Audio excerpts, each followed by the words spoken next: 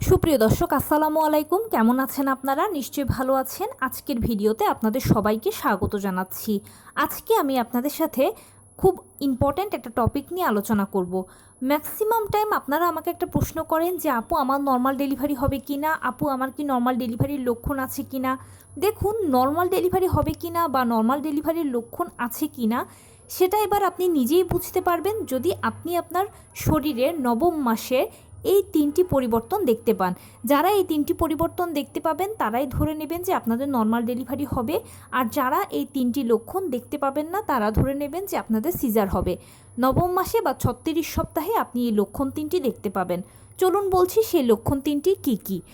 By the way, মূল ভিডিওতে যাওয়ার আগে একটা কথা বলি, আমি আমার চ্যানেলে pregnancy related, specially normal delivery related অনেক ইম্পর্ট্যান্ট তথ্য ভিডিও আকারে শেয়ার করে থাকি। এই তথ্যগুলো আমার পার্সোনাল এক্সপেরিয়েন্স ও আমার ডক্টরের সাজেশন থেকে নেওয়া। তাই আমার চ্যানেলটিকে যদি একবার আপনারা ভিজিট করেন তাহলে আপনারা আপনাদের প্রশ্নাতীত মনের অনেক প্রশ্নের উত্তর পেয়ে যেতে পারেন। আমন্ত্রণ জানাবো আমার চ্যানেলটিকে একবার ভিজিট করে দেখার জন্য। এবারে চলুন মূল আলোচনায় যাওয়া যাক। আমি শুরুতেই বলেছি আজকে আলোচনা করব, ম্যাক্সিমাম টাইম আপনারা আমাকে একটা প্রশ্ন করেন যে আপু আমার নর্মাল ডেলিভারি হবে কি না, বা আপু আমার নর্মাল ডেলিভারির লক্ষণ আছে কি না। দেখুন, নর্মাল ডেলিভারি হবে কি না এবারে আপনি নিজেই বুঝতে পারবেন, আমাকে আর প্রশ্ন করতে হবে না। যখন নবম মাস বা 36 সপ্তাহের দিকে আপনি আপনার নিজের শরীরে এই তিনটি পরিবর্তন দেখতে পাবেন।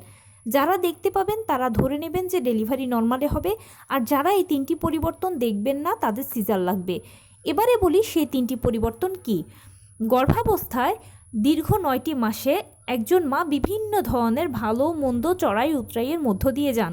যখনই নবম মাসে পড়েন তখনই সমস্যাগুলো যেন বাড়তে থাকে। তার মধ্যে খুব কমন সমস্যা থাকে কোমরে ব্যথা, তলপেটে ব্যথা, জরায়ুতে ব্যথা, যৌনাঙ্গে ব্যথা, বিভিন্ন ধরনের স্রাব যাওয়া ইত্যাদি অনেক সমস্যা থাকে। এখন এই লক্ষণগুলো দেখলে প্রথম মায়েরা অনেক ঘাবড়ে যান, ভাবেন কেন হচ্ছে, এগুলো কিসের লক্ষণ, আমার এতে কি নর্মাল ডেলিভারি হবে নাকি আমার সিজার লাগবে। এটা নিয়ে তো প্রায় টাইমই আপনারা প্রশ্ন করেন, যেটা আমি বলে এসেছি। কিন্তু গর্ভাবস্থায় নবম মাস বা 36 সপ্তাহে শরীরের তিনটি পরিবর্তন স্পেশালি নর্মাল ডেলিভারিকে ইঙ্গিত করে বা একেবারে সরাসরি নর্মাল ডেলিভারি হবে সেটাই বোঝায়। তো সেই তিনটি লক্ষণের মধ্যে প্রথমেই হচ্ছে ফলস পেইন হওয়া। খেয়াল করবেন আপনার ফলস পেইন হচ্ছে ঘন ঘন। ফলস পেইনটা কোমরের দিক থেকে শুরু হয়ে তলপেটের কাছে এসে পায়ের নিচ দিয়ে চলে যাবে। খুবই অল্প সময়ের জন্য এটা থাকে।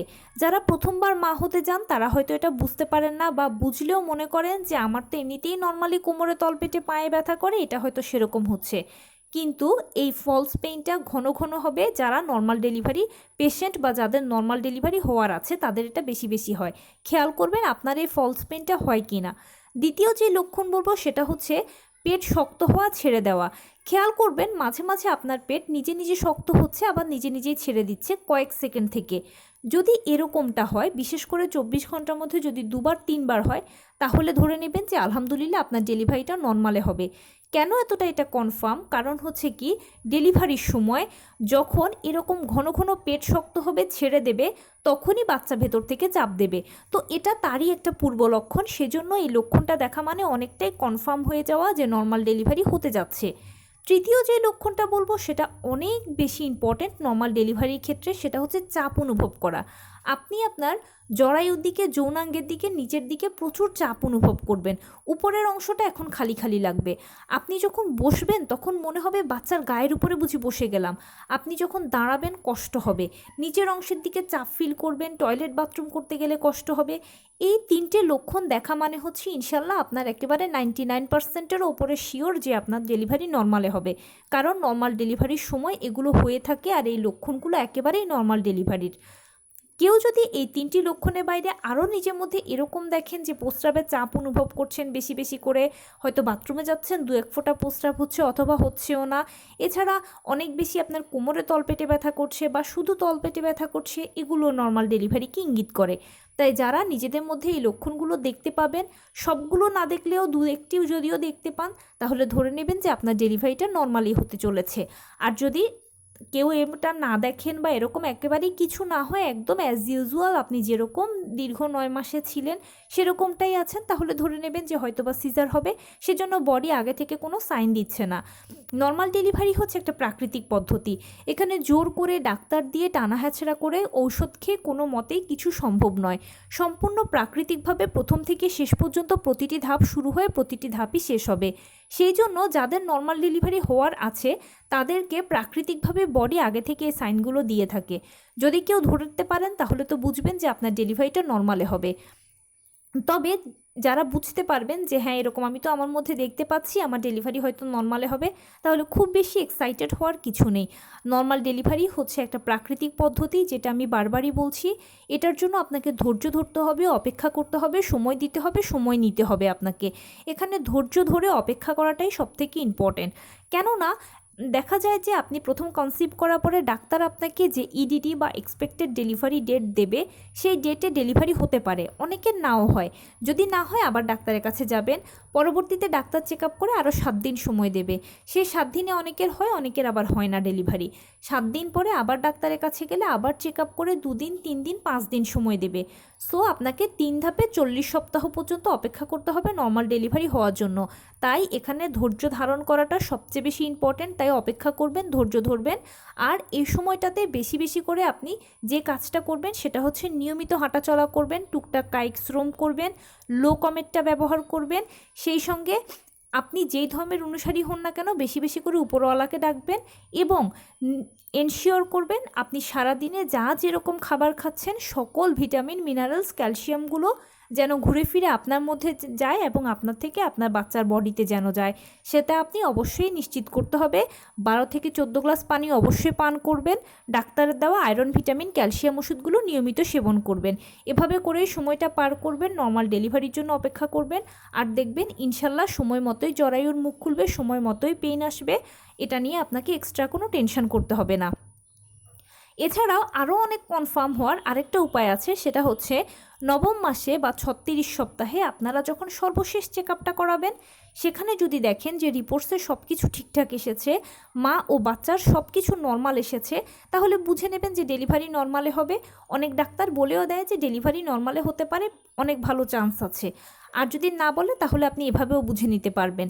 তার পাশাপাশি যদি কারো দেখা যায় যে না কোনো একটা সমস্যা আছে রিপোর্টে, হয়তো মা বা বাচ্চার, তখন সেক্ষেত্রে সিজারের প্রয়োজন আছে। ডাক্তারও বলে দেবে আপনাকে যে হ্যাঁ আপনার এই জটিলতা আছে, আপনার সিজার করাতে হবে, অমুক দিনের অমুক তারিখে এসে সিজার করিয়ে নেবেন।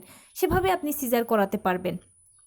তবে এখানে আমি আরেকটা ইনফরমেশান দেই, যদি কোনো সিজারিয়ান পেশেন্ট, যেমন ডাক্তার বলেছে যে আপনার তো সিজার লাগবে, আপনার এই সমস্যা আছে, তো এই সিজারিয়ান পেশেন্ট যদি নিজের মধ্যে এই সমস্যাগুলো দেখতে পান বা এই লক্ষণগুলো বা এই পরিবর্তনগুলো, যে 3-4টে আমি বলে এসেছি আগে, এগুলো যদি দেখতে পান, তখন সেক্ষেত্রে আপনি একবার আপনার ডক্টরের সাথে আলাপ করে দেখতে পারেন। আর যদি কোনো মা একেবারে ফার্স্ট টাইমের হয়ে থাকেন এবং আপনি যদি রিপোর্টস চেক করার পরে ডাক্তার বলে সিজার লাগবে, তখন সেক্ষেত্রে আপনি আপনার ডাক্তারের সাথে পরামর্শ করতে পারেন যে আমি তো প্রথমবার মা হচ্ছি এবং আমার ভিতরে আমি এই লক্ষণগুলো দেখতে পাচ্ছি, এখন এই মুহূর্তে আমার কী করণীয়, ডাক্তারের সাথে পরামর্শ করে একটা সিদ্ধান্তে আসতে পারবেন। একটা কথা সবসময় মনে রাখবেন যে ডেলিভারি হচ্ছে একটা সেন্সিটিভ ইস্যু। এখানে মা ও বাচ্চা উভয়ের জীবনের প্রশ্ন, তাই সবসময় এক্ষেত্রে ডাক্তারের পরামর্শটাকে মেনে নেওয়াটা আপনাদের জন্য বেস্ট হবে। কারণ যেহেতু আমরা নিজেরা কিছু করতে পারবো না ডাক্তার ছাড়া, এছাড়াও প্রতিদিন ডাক্তাররা হাজার হাজার পেশেন্ট ডিল করছে আমার আপনার মতো সমস্যাজনিত, সেজন্য এই সকল ক্ষেত্রে ডাক্তারের পরামর্শটাকে মেনে নেওয়াই আপনার জন্য বুদ্ধিমানের কাজ হবে। তবে অবশ্যই আপনার ওপিনিয়ন থাকতে পারে, সেটা ডাক্তারের সাথে যখন আপনি আলোচনা করে নেবেন তখন ডাক্তারই আপনাকে একটা সঠিক পরামর্শ দেবে, বা ডাক্তারের সাথে কথা বলার পরে আপনি নিজেও একটা সিদ্ধান্তে আসতে পারবেন। তো এই ছিল আজকের ভিডিও। কেমন লাগলো বলুন? যদি ভালো লেগে থাকে ও হেল্পফুল হয়ে থাকে তাহলে প্লিজ লাইক, কমেন্ট, শেয়ার করতে একদম ভুলবেন না। আর সেই সাথে আমার চ্যানেলটিকে সাবস্ক্রাইব করার বিনীত অনুরোধ রইল। পাশে থাকা বেল আইকনটি ক্লিক করে দেবেন যেন আমি ভিডিও আপলোড করার সাথে সাথে আপনারা নোটিফিকেশান পেয়ে যান। যদি কোনো প্রশ্ন থাকে কমেন্টসে জানাবেন, আমি রিপ্লাই দেব। প্লাস যদি কোনো পরামর্শ থাকে যে কোন বিষয়ের উপরে ভিডিও বানালে আপনারা উপকৃত হবেন সেটাও জানাবেন। আমি আপনাদের পছন্দের সর্বোচ্চ প্রায়োরিটি দেব। ভালো থাকবেন, সুস্থ থাকবেন। আসসালামু আলাইকুম।